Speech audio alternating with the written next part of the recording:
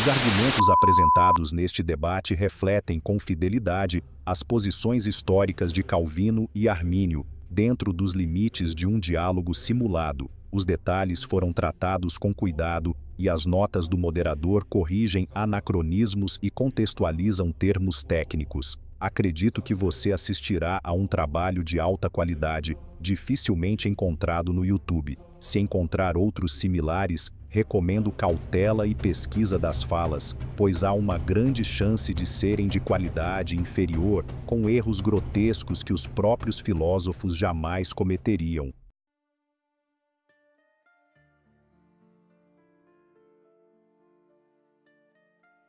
Bem-vindos a este debate sobre a natureza da eleição divina. Conosco, para apresentar suas perspectivas, temos representações de João Calvino e Jacobus Arminius. Mestre Calvino, por favor. A eleição do Eterno é um decreto absoluto. Deus, por seu conselho eterno e imutável, determinou de uma vez por todas aqueles a quem era de seu agrado um dia admitir a salvação, não por quaisquer obras, mas unicamente por seu beneplácito. O homem, desde a queda, está escravizado pelo pecado. Romanos 9:11 a 13 é claro. Jacó eu amei, mas a Esaú odiei, demonstrando que a eleição precede quaisquer méritos humanos. De fato, nunca seremos revestidos da justiça de Cristo, a menos que primeiro saibamos com certeza que não temos justiça própria.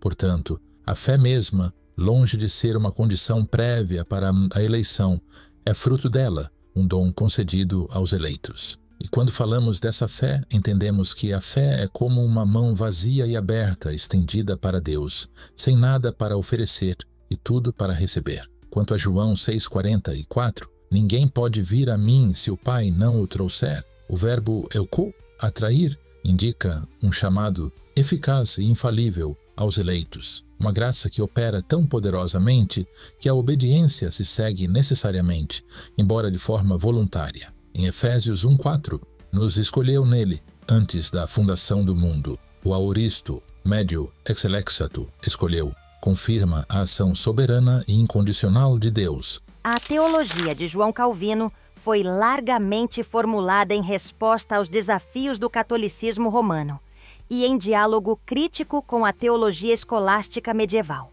Embora Calvino utilizasse métodos analíticos e uma lógica rigorosa, por vezes semelhantes aos escolásticos, sua crítica era direcionada ao que considerava especulações filosóficas que obscureciam a primazia e clareza da Escritura. Ele rejeitava distinções escolásticas sobre a graça que, a seu ver, comprometiam a soberania divina na salvação. Embora os debatedores aqui sejam simulados, é importante notar que Arminius viveu após a morte de Calvino, 1564. As doutrinas de Calvino foram zelosamente defendidas e, por vezes, sistematizadas de forma mais rígida por seus sucessores, como Teodoro de Beza. Foram estes calvinistas posteriores que entraram em confronto direto com as ideias emergentes defendidas por aqueles que se alinhariam com Arminius. Mestre Calvino, embora nossas sendas teológicas diverjam, quero registrar meu profundo respeito por vossa erudição. De fato, exorto meus alunos a ler os seus comentários Calvino, pois afirmo que ele se destaca além da comparação na interpretação das Escrituras. Vossa Excelência defende um decreto que, se entendido como eleição e reprovação incondicionais, reputo injurioso à glória de Deus. Quanto à condição humana, afirmo com clareza que, em seu estado de lapso e pecaminoso, o homem não é capaz, por si mesmo, de pensar, querer ou fazer o que é realmente bom, mas é necessário que ele seja regenerado e renovado por Deus em Cristo, por meio do Espírito Santo. Minha sentença sobre a predestinação é que a predestinação é o decreto do beneplácito de Deus em Cristo, pelo qual ele resolveu dentro de si mesmo, desde toda a eternidade, justificar, adotar e dotar com a vida eterna os crentes a quem ele havia decretado conceder fé.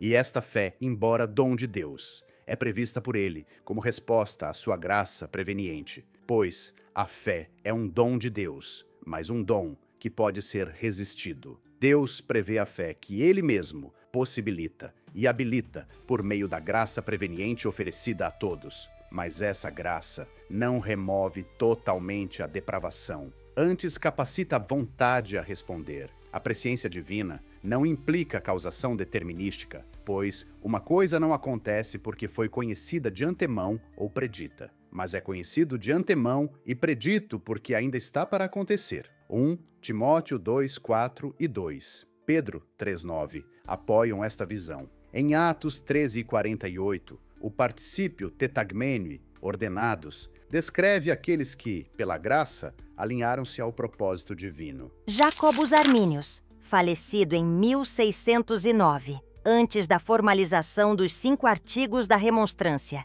em 1610, por seus seguidores, que então passaram a ser chamados remonstrantes, considerava-se um teólogo reformado. Buscava reformar certas interpretações dentro de sua própria tradição, particularmente as que via como tendências supralapsarianas e determinísticas no calvinismo de sua época. Sua crítica à reprovação incondicional e sua ênfase na presciência divina da fé como condição para a eleição não representavam uma ruptura total com os fundamentos reformados, como a salvação pela graça mediante a fé e a depravação humana, mas uma tentativa de articular a doutrina de forma que ele considerava mais consistente com a justiça de Deus e a responsabilidade humana. Suas posições encontravam certas afinidades com correntes mais moderadas dentro do espectro reformado da época.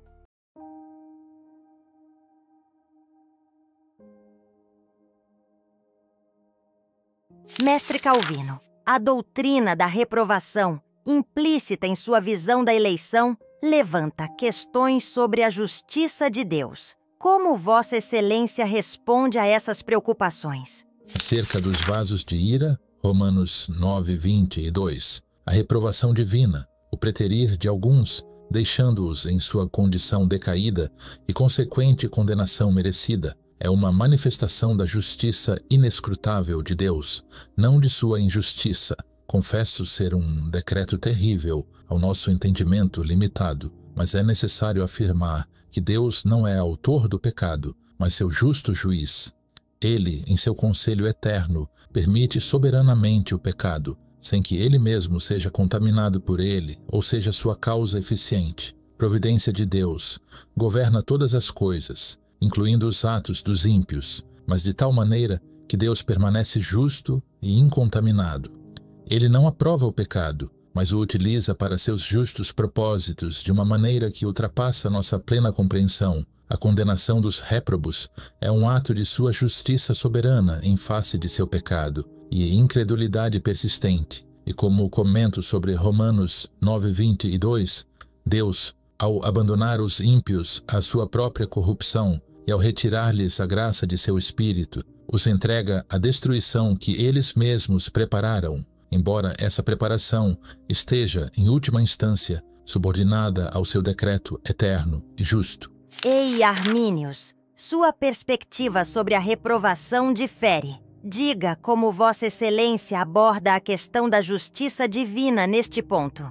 Concordo plenamente que Deus não é autor do pecado. Nossa divergência reside fundamentalmente nas causas e na natureza do decreto de reprovação. Deus decidiu deixar em pecado e sob sua ira todos os impenitentes e incrédulos e condená-los por causa de sua incredulidade e outros pecados. Isto é feito com base em sua presciência da incredulidade e impenitência deles, e não por um decreto absoluto anterior que os destine à condenação independentemente de suas escolhas. Portanto, Deus não decreta a condenação de ninguém a priori, sem considerar sua rejeição voluntária da graça que lhes é oferecida. A reprovação é um ato judicial divino, consequente à obstinação humana prevista. Quando considero o decreto de reprovação, como alguns o descrevem, de forma incondicional, pergunto-me se tal concepção se alinha com a justiça revelada de Deus. pois sustento que nenhum julgamento deve ser atribuído a Deus que a Escritura não atribua a ele, muito menos aqueles que são contrários à justiça de Deus revelada nas Escrituras. A discussão sobre a ordem dos decretos, supralapsarianismo versus infralapsarianismo, dentro do calvinismo posterior, tornou-se crucial. Infralapsarianismo. Visão teológica que ordena os decretos divinos da seguinte forma: 1. Decreto permissivo da queda humana. 2. Decreto de eleição, reprovação com base nessa permissão. Contrasta com o supralapsarianismo, que coloca a eleição, reprovação antes do decreto da queda. Embora Calvino não tenha usado os termos infralapsarianismo ou supralapsarianismo, sua ênfase na eleição como resposta à queda humana e na reprovação como um juízo sobre o pecado o aproxima de uma posição infralapsariana em essência.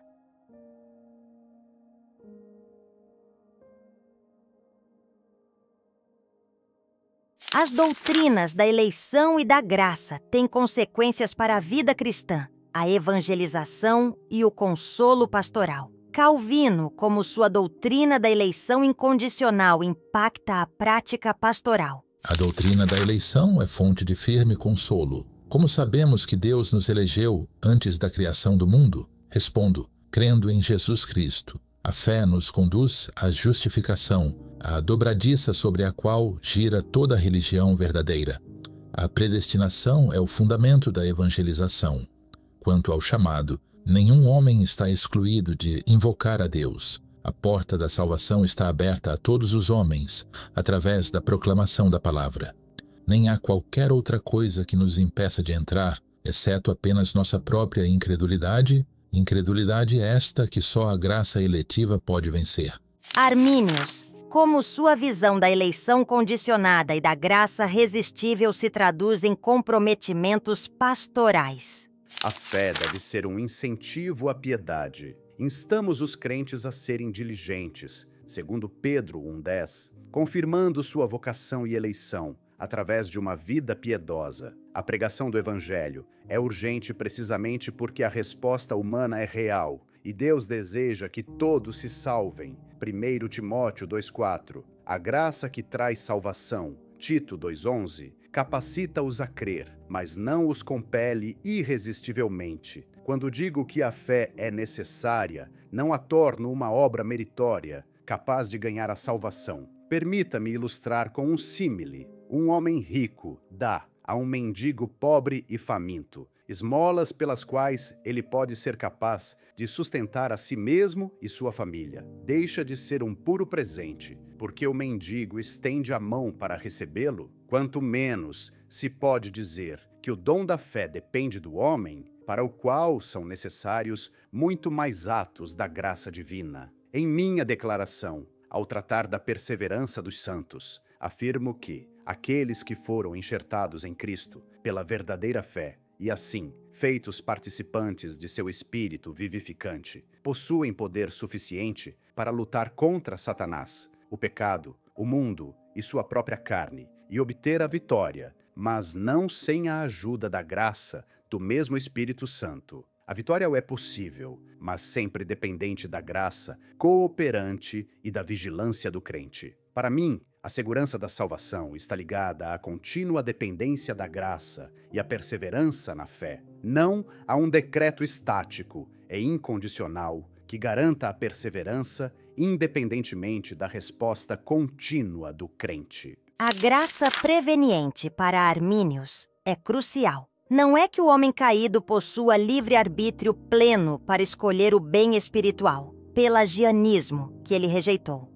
Armínios rejeita explicitamente a ideia de que a vontade humana possua autonomia para iniciar a salvação. Antes, a graça preveniente é uma graça divina que precede a conversão, iluminando a mente e inclinando a vontade, restaurando a capacidade de responder positivamente ao chamado do Evangelho. Ela não restaura o livre-arbítrio ao estado pré-queda, mas capacita o homem caído a cooperar com a oferta salvífica de Deus. Sem esta graça, ninguém poderia crer. Contudo, ela pode ser resistida. Esta posição distingue-se do semi-pelagianismo, que localizava o início da fé na vontade humana autônoma. Para Armínios, o início da fé também é dependente da iniciativa da graça.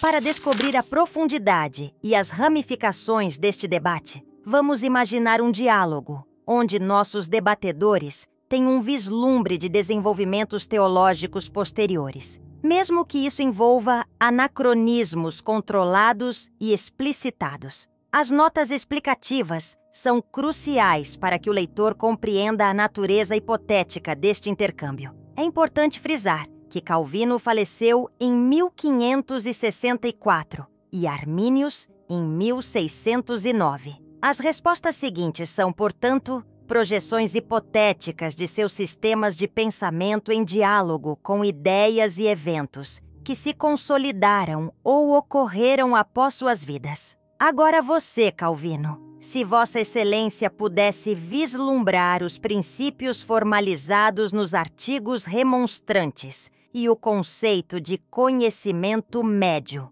qual seria sua resposta? Caro Armínios, os princípios dos artigos remonstrantes parecem subestimar nossa servidão ao pecado, pois o homem, ao obter a liberdade da vontade, não a obtém por si mesmo, mas pela graça de Cristo. Sustentar uma eleição baseada na fé que Deus meramente prevê, como se informada por um conhecimento médio dos futuros contingentes, independentes de seu decreto eficaz, contradiz sua soberania. Armínios, se pudesse antever as tendências teológicas que levariam ao Sínodo de Dort e suas consequências, qual seria sua reflexão? Se eu pudesse observar as conclusões de um sínodo como o de Dort e as medidas contra aqueles com visões como a minha, temeria que o zelo pela soberania divina minimizasse o amor universal de Deus e a sinceridade de seu chamado, obscurecendo sua justiça e bondade e afastando-se da caridade cristã. O conceito de scientia media, embora não adotado por Armínios, influenciou significativamente debates teológicos posteriores, especialmente dentro do catolicismo. Inegevô, controvérsia molinista banesiana sobre graça e livre-arbítrio, com ecos no Concílio de Trento, que rejeitou a predestinação incondicional. A teologia reformada em geral manteve-se crítica a tais construções por entenderem que comprometiam a soberania de Deus ao condicionar seus decretos a futuros contingentes independentes. Teólogos posteriores como Moisés Amiral, amiraldismo ou calvinismo de 4 pontos, tentaram encontrar um meio-termo, propondo uma expiação universal hipotética, mas foram recebidos com controvérsia.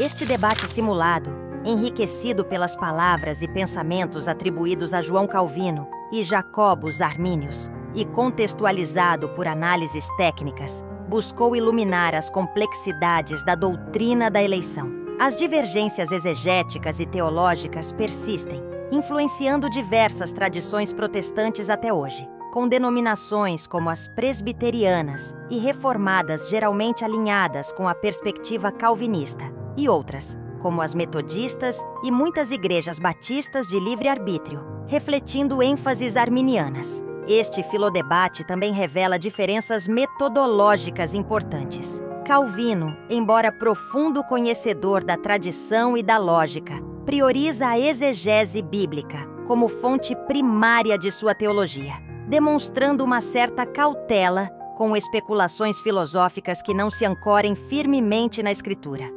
Arminius, igualmente comprometido com a autoridade bíblica, busca articular uma lógica teológica que ele considera mais coerente para reconciliar a soberania e presciência divinas com a justiça de Deus e a responsabilidade humana, engajando-se mais explicitamente com as implicações racionais de diferentes formulações doutrinárias. A busca pela compreensão da natureza de Deus e de sua relação com a humanidade continua a ser uma caminhada teológica vital. Se gostou deste conteúdo, dê um like, compartilhe e inscreva-se no canal. Não se esqueça de ativar as notificações para não perder nenhum debate.